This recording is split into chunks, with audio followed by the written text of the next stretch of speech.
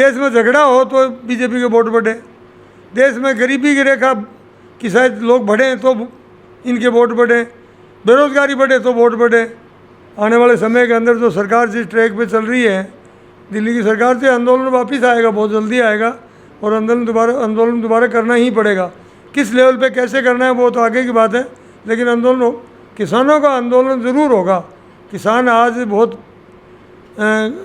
बहुत बुरी पोजीशन में है। किसान की आमदनी 27 रुपये रोज़ है। क्या होता है 27 रुपये से? एक कप चाय आता है। राजस्थान जाट महासभाओं अध्यक्ष राजा राम जी मील आज अपने साथ ही बातचीत कर से हाल ही में जो मुद्दा चल रहे हैं बन लेके बातचीत कर से और पुराने भी कुछ बात ही बन भी लेके आज जानकारी दिलवा से था कि अभी की तरीका का प्रयास है जो जाट महासभा के द्वारा करा जा रहे हैं। सर नमस्कार। नमस्कार सर, खबर लोक चैनल पर बहुत बहुत स्वागत है। हाँ जी जी सर, पहली तो एक यही सवाल कि हाल ही में किसान नेता राकेश जी टिकैत के ऊपर जो स्याही फेंकी गई है बी के ऊपर की विचार थे? ये तो एक इस तरीके का मामला ये हो जाता है कि कोई चीज़ को पब्लिसिटी मिले और जनता उसका साथ दे और साथ में जुड़ते दिखे हैं तो फिर राजनेता जो है उनको तकलीफ़ होती है। वो आपकी जेब मिटाने के लिए इस तरीके के गलत काम करते हैं। वो कोई राजनीति पार्टी का नहीं है।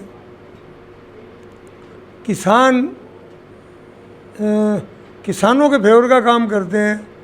भारतीय किसान यूनियन उनकी जो महज किसानों के लिए काम करती है, तो उस जैसे लोगों के सामने कोई बात रखनी, गलत करना और उन पे स्याही फेंकना, ये तो बहुत शर्म की बात है, गलत बात है। अगर कोई ना कोई न्याय होगा इस बात में, आगे आने वाला समय बताएगा कि भाई क्या होना चाहिए, लेकिन गलत बात है। मैं इसकी पहले भी हमने ये लिखा है पूरा कि भी इसकी निंदा की। आज फिर हम इसमें बहुत निंदा करते हैं। कोई ऐसा कुछ नहीं है। सर, एक चीज़ आरक्षण ने लेके हमेशा से एक्टिव रहा हो, आरक्षण दिलवान की बात करी जाए या फिर और भी जो भी गतिविधियों बन लेके, वर्तमान में आरक्षण की जो कुछ अनियमितता की बात करी जाए, बन लेके भी बहुत बार है जो प्रदर्शन हुए थारे द्वारा भी आवाज़ उठाई जाए, सरकार है आ चीज़ों पर क्यों अभी ध्यान दे रही है? सरकार कोई परवाह नहीं करती है। यहाँ सचिवालय में बैठे हुए लोग जो सिस्टम जिनके हाथ में है वो लोग जानबूझ करके परेशानियाँ खड़ी करते हैं। SC ST OBC और आरक्षित वर्ग के साथ जास्ती करते हैं। इसमें जैसे अभी जो ये जनरल को आरक्षण मिला है आर्थिक आधार पे 10%, उसमें कोई कोताही नहीं है। उसमें जहाँ जहाँ आता है सब लोग सीधा सपट दिए जा रहे हैं। जैसे प्राइवेट संस्थाओं के अंदर ये आरक्षण नहीं था, उनमें भी दिए जा रहा है। SC ST और OBC के आरक्षण के अंदर बहुत ज़्यादा कुरीतियाँ डाल रखी है, बहुत ज़्यादा परेशानियाँ हैं। 7-8 केसों में तो जो भर्तियाँ हैं उनका हाई कोर्ट में पड़ा है, हाई कोर्ट में सिंगल बेंच में जीते तो RBSC डबल में चली गई। ये आरक्षण देना ही नहीं चाह रहे हैं। हमारे रिटायर्ड जो भाई हैं फौजी, इनका भी जो आरक्षण था वो एक जनरल के अंदर से जब मिलता था इनको जी, उनको भी हमारे आपो आप की उस कैटेगरी में डाल दिया। तो ये लोग जो आज बॉर्डर सिक्योरिटी के अंदर जो भी हैं वो सारे के सारे OBC के लोग हैं। हम ज़्यादातर 90% OBC के हैं। तो उन लोगों को हमारे आरक्षण जो है 21% उसमें डाल दिया गया। तो हमारे जो आरक्षित वर्ग के बच्चे हैं OBC के, उनको तो बिल्कुल 0 पे हो गया। इस तरीके की बातें हैं, लेकिन आगे पीछे भी बहुत हो रहा है। अभी हाई कोर्ट के अंदर LDC भर्ती हुए जी, उसमें जनरल की कट ऑफ 194 है जी, और OBC की 226 है। जबकि हाई कोर्ट भर्ती ले रहा है। हाई कोर्ट तो न्याय देने वाली संस्था है जी, और वो खुद ही न्याय करें तो कौन किसके पास जाएगा और क्या करेगा? हालत ऐसी ख़राब है कि आप सोच नहीं सकते, देख नहीं सकते। आरक्षित वर्ग की पोजीशन बहुत ख़राब है। लोगों में बहुत नाराज़गी है। सरकार को हमने कई बार लेटर वेटर लिख दिए, सब सरकार को आगाह किया है, लेकिन उसके बाद भी कोई परेशानियां जो है वो है आज की तारीख में भी। लेकिन आगे आने वाला समय में देखो, अभी हमने टाइम मांग रखा है सीएम साहब से अगर मौका मिलेगा तो हम सारी बातें बताएंगे। बिल्कुल सर, यह चीज़ भी बोली गई कि जो बेरोजगार युवा ही सरकार ने बाको विरोध भी झेलना पड़ सके है, तो इसलिए भी कोई रणनीति तैयार करी जा रही है कि अगर सरकार सुनवाई नहीं करे।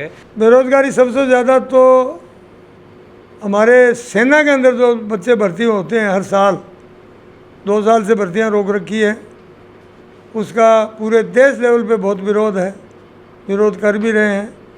और 2 साल के बाद भी अभी वो एक नया प्लान को लेके आ रहे हैं कि 4 साल बाद इन बच्चों को निकाल देंगे। तो 4 साल बाद अगर इन बच्चों को निकाल देंगे तो ये तो एक इससे बड़ा अन्याय नहीं होगा कि 18, 20 साल, 25 साल जो भी नौकरी करके आए वो तो ठीक है, उसके बाद में सेकंड सर्विस भी मिल जाती है 18 साल बाद। लेकिन 4 साल में निकालने से तो पेंशन भी नहीं होगी, कोई मतलब नहीं निकलेगा, वो भी एक ख़राब बात है। और यहाँ भी ये भर्तियाँ तो सारी की सारी हाईकोर्ट में अटकती जा रही है, इससे भी बेरोजगारी भी बढ़ रही है, जनता में रोष भी है, विरोध भी है। ये भी जो राज करने वाले हैं उनको परेशानी तो झेलनी पड़ेगी, ऐसा भी ये समस्या है, तकलीफ आएगी, आनी है। बिल्कुल। एक सर, किसान आंदोलन के दौरान सौ बड़ो जो एमएसपी को मुद्दों हो, बहुत बार थे भी चीज़ पर आवाज़ उठाई है। वर्तमान में भी देखा कि सरकार इस चीज़ पर कोई ध्यान कौन दे रही। अब अभी के और भी कुछ प्रयास किया जाएगा कि एमएसपी है जो लागू करवाई जाए। सरकार ने जो वायदा किया था जब आंदोलन ख़त्म करवाया, उसकी बहुत सी बातें पूरी नहीं करी जी। एमएसपी की एक कमेटी बनने की बात थी जिसमें हमारे किसानों की तरफ से भी लेने थे, एमएसपी देने के लिए आज तक कमेटी नहीं बनी। सिर्फ वो यूपी चुनाव का जो था उस दबाव के अंदर ये सारा कुछ किया, उसके बाद कुछ नहीं किया। हमारे एक बिजली के बिल का मैटर था, एक पराली का मैटर था, एक जो हमारे 700-800 साथी जो शहीद हुए उनके परिवार में सर्विस और उनको पैसे भी देने की बात, वजीफा भी देने की बात थी, वो बातें भी पेंडिंग है। पूरे देश लेवल पे कोई 70-80 हज़ार हमारे लोगों पे केस दर्ज हो रखे हैं, रेलवे में है और है, उनका भी केस वापसी लेने की बात थी, वो भी बीच में अटका पड़ा है। काम सारे ये वायदा किया, वो वायदा पूरा नहीं किया, वो सब काम पेंडिंग पड़े, बीच में पड़े। अब आंदोलन शायद मेरे को लगता है कि आने वाले समय के अंदर जो सरकार जिस ट्रैक पे चल रही है, दिल्ली की सरकार से, आंदोलन वापस आएगा, बहुत जल्दी आएगा और आंदोलन दोबारा करना ही पड़ेगा। किस लेवल पे कैसे करना है वो तो आगे की बात है, लेकिन आंदोलन, किसानों का आंदोलन ज़रूर होगा। किसान आज बहुत बुरी पोजीशन में है। किसान की आमदनी 27 रुपये रोज़ है। क्या होता है 27 रुपये से? 1 कप चाय आता है। तो हालत ख़राब है।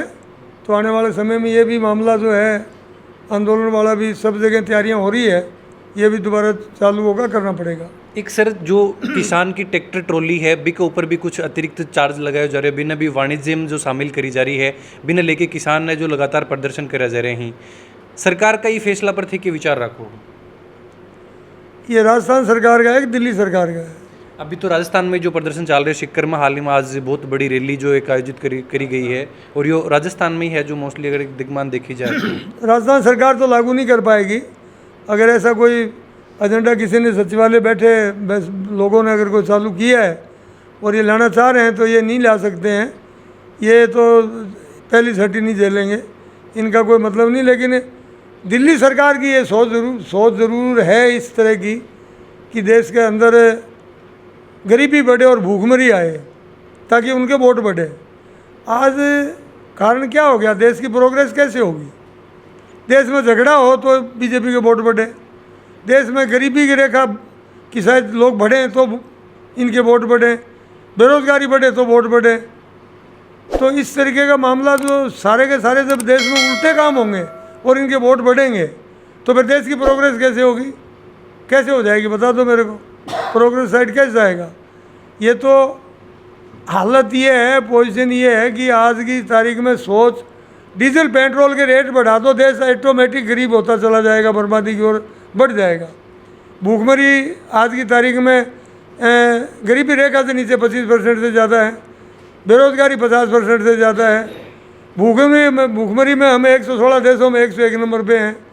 तो क्या हालत क्या है? और जब डीजल पेट्रोल का रेट बढ़ा हुआ है तो महंगाई बढ़ती जा रही है, आमदनी है नहीं, गरीबी बढ़ रही है। अडानी अंबानी इनके यार हैं, उनकी बढ़ती जा रही है, बाकी तो आमदनी है नहीं किसी के, बाकी लोग तो गरीब होते जा रहे हैं। ये सोचते हैं कि शायद गरीब हो तो ये वोट लेने में आसानी हो जाएगी, पैसे दे देंगे। ये जिनको लाभार्थी बोलते हैं, किनके लाभार्थी है वो? पैसे तो हमारे और आपके जो जनता के पैसे हैं वो उससे देते हैं ना उनको, चावल या गेहूँ जो भी देते हैं। तो लाभार्थी बीजेपी कैसे हो गए? वो डंके की चोट कहते हैं कि लाभार्थी हमारे को वोट देंगे। तो गरीबों से वोट इस तरीके से ले लेते हैं, जिनको 5 किलो अनाज दो उनको लाभार्थी बोलो और उनके वोट ले लो कि लाभार्थी तो हमने दिए कणक तो हमारे को वोट देंगे। तो ये एक हालत देश की ऐसे बनी हुई है। 82 करोड़ लोगों को ये 5 किलो अनाज दे रहे हैं, तो 125-30 करोड़ के जनता के अंदर 82 करोड़ तो 5 किलो अनाज के भूख मतलब वो सिरे पे जी रहे हैं। तो देश की हालत क्या है? और ये बातें कितनी बड़ी बड़ी कर रहे हैं, कुछ भी करें ऐसा महसूस होता है जब हमारे करता धरता देश का मुखिया बोले तो यूँ लगता है कि देश तो पता नहीं ये कहाँ था और कहाँ गया।